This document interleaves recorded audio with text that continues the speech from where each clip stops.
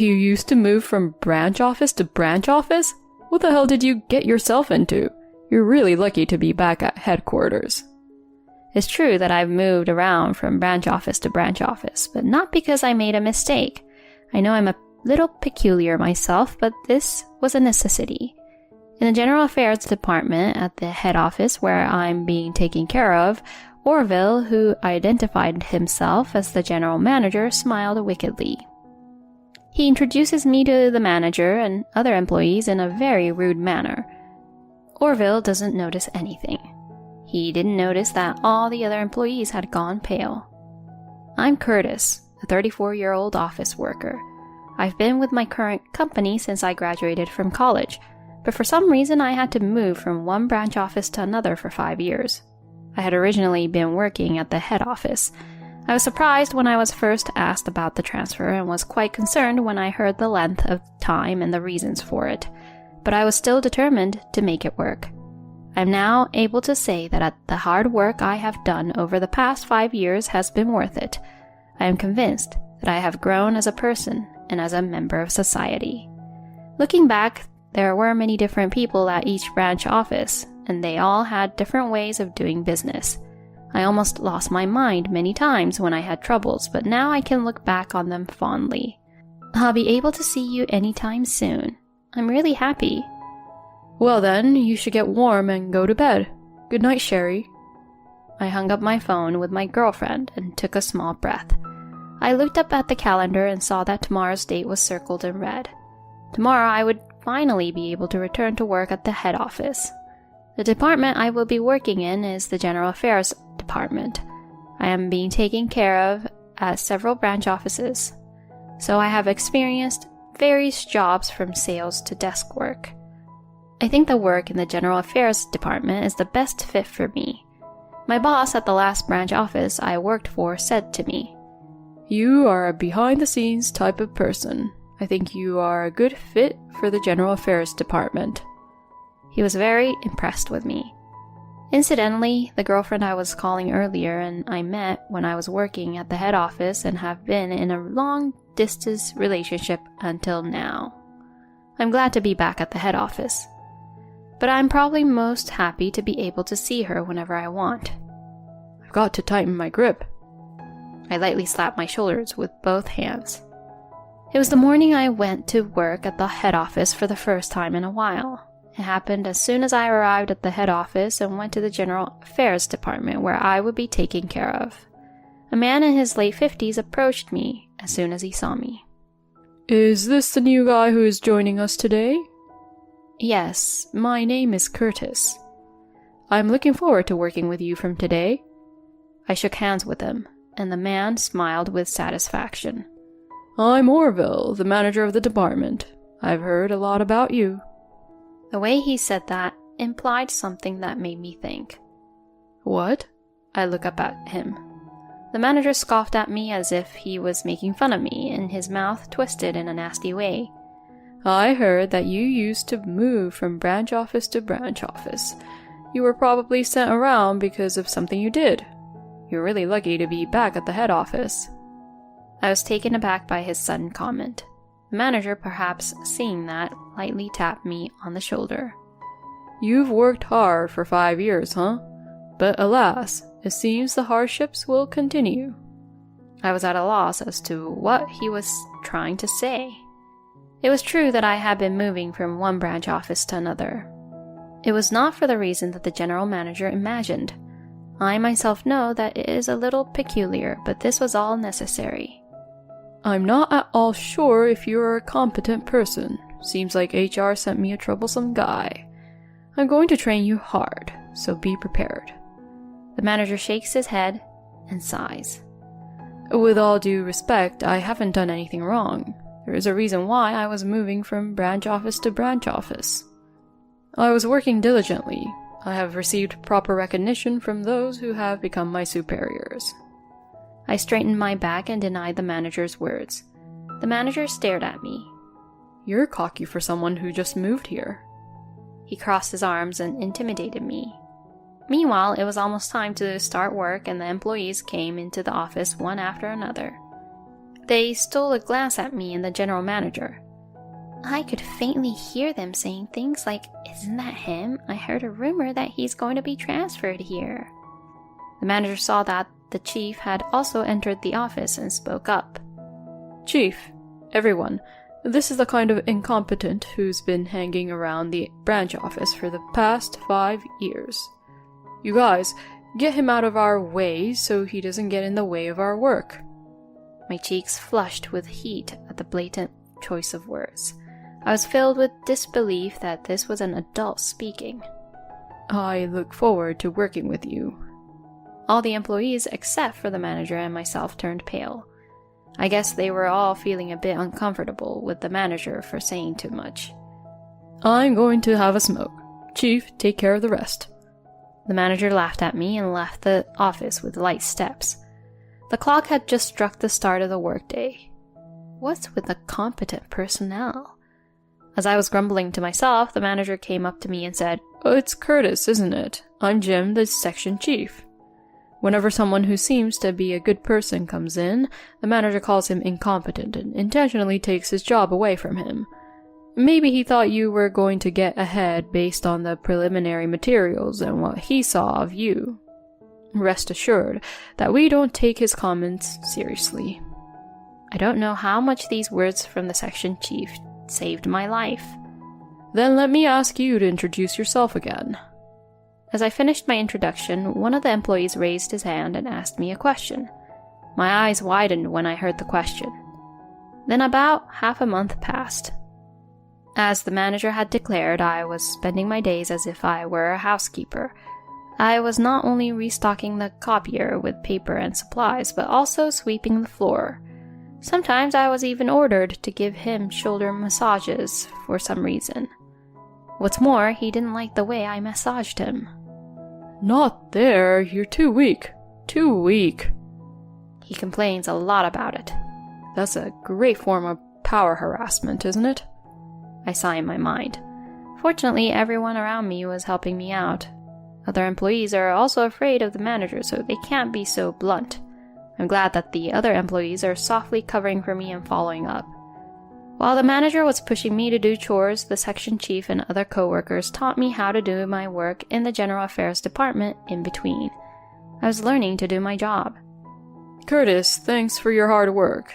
We're having a company event today, so let's go to the venue together later." I thanked him. Today is a day when the next president is announced as an in-house event.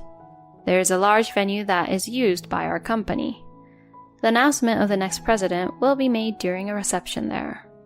However, since it is an announcement event for the next president, many employees, including myself, will attend. Each department has its own table, which is divided into different areas. I was inevitably seated near the general manager. To be honest, I don't care who the president-elect is, as long as it's not someone I have a hard time dealing with. Orville stared at the glass of beer he was holding and took a breath as if it was too much trouble. He really is all about himself, isn't he? He stares at me, as if he can see through my inner thoughts. What is it? Still not working hard enough? After the announcement of the president, I will go to the president and the president-elect to greet them. As a subordinate, think of something to make me look good. I glanced at the president, Mr. Joseph, and the executives seated near the podium. The president's son and daughter were chatting with each other. I wondered if the son would take over. No, it could be the daughter who works in accounting. I heard such speculations from people around me. Both of them are the children of the president, and both of them are excellent people who work hard at this head office. After a while, the announcement of the next president finally began. The president introduced the president's eldest son, who went up on the stage and gave a speech as the next president. I had a chance to talk with the president-elect before. He gave me an impression of a man with a calm demeanor and a strong core. After the president-elect finished his speech, the employees clapped their hands. I have one more announcement to make. My daughter has just become officially engaged. I was startled by these unexpected words, and my surroundings were buzzing with surprise. At the president's call, the president's daughter stepped up to the podium, smiling shyly. Then, the president looked at me. "Come on, you too." He beckoned me with a smile. All eyes were on me at once, especially the manager's, and he had a look on his face that seemed like his eyeballs are almost gonna fall out. With the general manager in the background, I went to the president and his daughter Sherry, who both welcomed me warmly. The president then started to introduce me. My first encounter with Sherry, the president's daughter and fiancé, dates back to shortly after I joined the company. I was still having trouble adjusting to the spacious head office, and Sherry was kind enough to help me out. At the time, I did not know that she was the president's daughter. I got to know her like a senior employee of the company and was attracted to her. After several years of unrequited love, I took the plunge and confessed my feelings to her. At that time, I heard that she was the president's daughter. I was quite embarrassed when I learned that she was famous within the company. After that, I went to greet the president of the company to ask him about our relationship. Although he expressed her enthusiasm for me, we were still young, so perhaps he was concerned about us.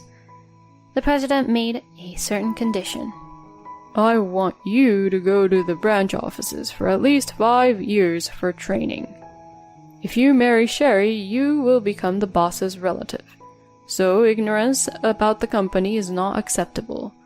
I want you to deepen your understanding of the company and hone your skills as a member."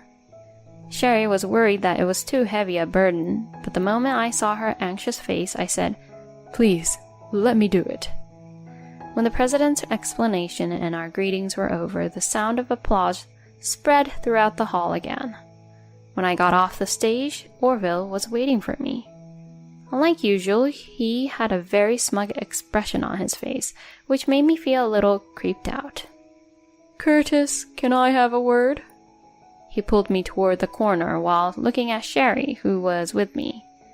The manager wiped his seat with his handkerchief and asked me impatiently, "Why didn't you tell me that you were the fiancé of the president's daughter?" I almost laughed for a moment at the way he was talking to me. When he found out that I was a member of the president's family, he became afraid that I would tell on him for what he had done. When I remained silent, he continued to speak. "Well, you're at fault too, so why didn't you say so on your first day at work?" The manager tried to look cheerful, but his voice was shaky and slightly hoarse. Since I started working at the head office, the general manager has been verbally abusive to me and has forced me to do a lot of chores. He treated me as if I were of a lower rank and in a weaker position than he was. But once he finds out I'm engaged to the president's daughter, he smiles thinly and plays the serious boss now. I glanced at him. Sherry was watching us from a little distance with a worried look on her face. "Everyone in our department knew about it except you." The general manager's eyes widened as I said this. "That's absurd. All I heard was that you were being transferred from the branch office." "That's right. I'm just an employee with no position." I was surprised at first too. On my first day at work after the manager had gone to the smoking area, I was introduced by the section chief and greeted everyone. One of the employees asked me a question. "Is it true that you are engaged to the president's daughter?" Both the chief's and my eyes widened at that question. When I checked with Sherry later, I found out that she had told a good friend of hers about me. That must have been the reason the rumor spread. Seeing that, the section chief and the manager did not know about it. It was mainly a rumor among the younger employees. "It's not right for me to lie. However, I'd like to ask everyone to treat me as a regular employee. I would appreciate it if you would keep it a secret." That's why when the general manager was making fun of me, "What? Isn't this guy the fiancé of the president's daughter?" Everyone went pale. The general manager was sweating so much when he learned of the series of events. Wiping it off with a handkerchief would no longer be enough. Then I had an idea. "Oh, that's right. You said you wanted to greet the presidents after the president-elect's speech, didn't you? As a subordinate, I have to tell him how much you've helped me." He gulped at my words. "No, it's okay. The others are talking to him now. I'm just going to bother him if you tell him now." He shakes his head, and someone approaches us. "I'll be right between you and my father and brother if you want to say hello to them." Sherry appears from behind me. Sherry originally knew how I was being treated by the general managers. I didn't want to worry her, so I didn't tell her, but it seems that all of Sherry's friends in the company were informing her. "I heard that my fiancé has been very helpful to you." Sherry's tone sounded like she knew what was going on, and the general manager's face turned pale even more in a flash. He seemed to sense the aura of anger oozing from Sherry's smile. When the general manager was taken to the president and president-elect, the general manager is finally in a half-crying state. The president and the president-elect had heard a lot of things from Sherry beforehand. They looked at him coldly. They were giving the general manager the cold shoulder, pretending to be unaware. "He was always giving me a lot of chores to do, restocking supplies, cleaning rooms, and even giving him massages. The section chief and all my colleagues teach me how to do general affairs work. But the general manager scolds them all for wasting their time teaching an incompetent person like me." I smiled and explained my usual work style and the verbal abuse I received. Both the president and the president-elect sighed loudly. Sherry's smile faded and she was shaking with anger.